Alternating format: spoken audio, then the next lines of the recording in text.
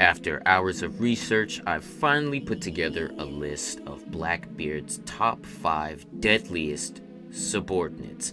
Now, when the facts change, your opinion should change along with them. So this information is based on what we know today, as there are a lot of things that we don't know about the Blackbeard Pirates.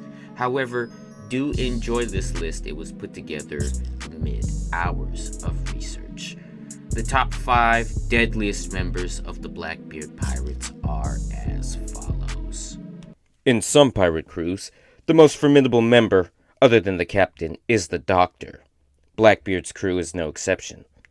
Doc Q has apparently been terminally ill since his younger years. Quite fitting that he ate the sick fruit, which allows him to inflict illness onto others. Doc Q is not only physically sick, but he's also sick in the mind. In Mocktown, Doc Q was passing out apples. These apples would explode when someone would bite them. Hopefully, you would be the one to pick the apple that was actually real. This is a glimpse into the mind of Doc Q. Like the rest of the Blackbeard Pirates, Doc Q believes in fate. If you exploded by choosing the wrong apple, then you were meant to die. He may have received this thought process as a child, having never gotten to live life without being sick. It was fate for him to be this way. Negativity is contagious. There may be over 10,000 diseases, of which around 7,000 can be fatal, and just 20 are the most common. All of these diseases are at the disposal of Doc Q. We also have his horse Stronger in the equation. The interesting thing about Stronger is that he has a Pegasus model fruit at his disposal. You can even see Blackbeard riding on Stronger in newer chapters, though Stronger himself is visibly ill. We do see the way that sickness works in One Piece from the way Usopp's mom died. She was terminally ill and did not make a recovery. She died when Usopp was young, and spent the last of her days bedridden. Certain treatments can be get out of jail or sick free cards, and some require time to work.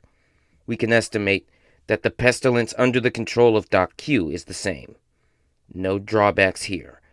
Doc Q can't be treated or cured. Vasco Shot was an addition to the Blackbeard Pirates from Impel Down. He was already formidable prior to Teach breaking him out, as he was serving a life sentence. He is the second biggest man in the crew behind San Juan Wolf. He also carries a large gourd of sake. He's known as the, quote, heavy drinker. He's used by Blackbeard as a muscle guy, an enforcer of sorts. It is thought that in his drunken state, he can enact an astonishing level of violence. Other prisoners feared him because of this. He's a brute, but not a domestic one. We see him accompany Blackbeard to Amazon Lily. There he was with fellow crew member Katarina Devon and Captain Teach himself. Vasco Shot expressed that he wanted to take Boa Hancock, whom they were there to capture, alive, and you can guess what his reasons were. Vasco Shot cannot be quantified at this time, and though he's captain of the 8th ship, there's not 8 crew members stronger than him. Katarina Devon, a serial killer, not to mention the fact that she used to collect the heads of beautiful women. If that's not enough for you, recall that she answered the call of Teach's tournament to see who will leave Impel Down and join his crew. All she had to do was kill everyone else, and it seems that everyone else was a man, and she wasn't separated from the men in prison, so she no doubt can raise her level of violence if need be. We've seen her use a whip, spear, and a sword. She also has a QB devil fruit, a 9-tailed fox, that allows her to transform into clones of others. She's probably the most well-equipped of the bunch, and the most willing.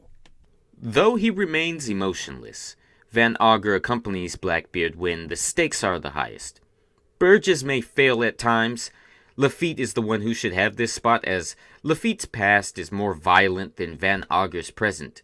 Van Auger will shoot at the drop of a dime, maybe even before it. He's shooting at Seagulls, he's shooting at Ace, he's shooting on Drum Island, he's shooting at Marineford, he's shooting in the Payback War, he's shooting on Whole Cake Island, and he's about to shoot at Law and Beppo. At the end of the story of One Piece, we may have debates about who the best sniper was, Yasop or Van Auger, and Van Auger will retain more of the vote because he's shown that he's not only ready to get involved, but he's more than capable. Shiryu. Why on earth would Burgess be number one?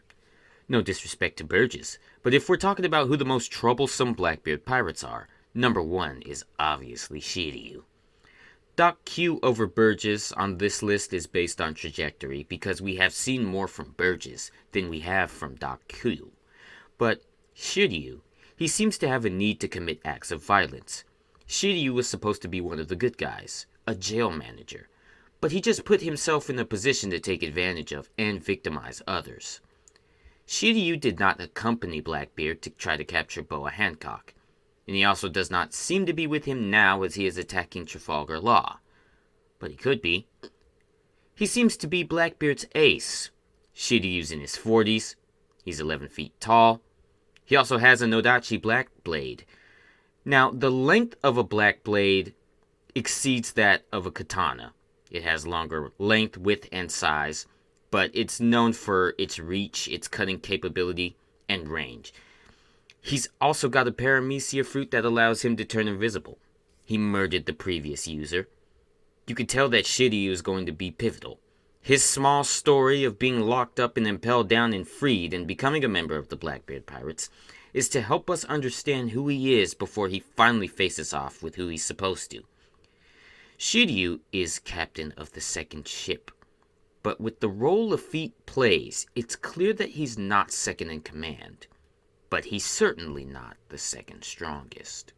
I'm fairly certain we speak the same language. Perhaps you're too frightened to formulate a response?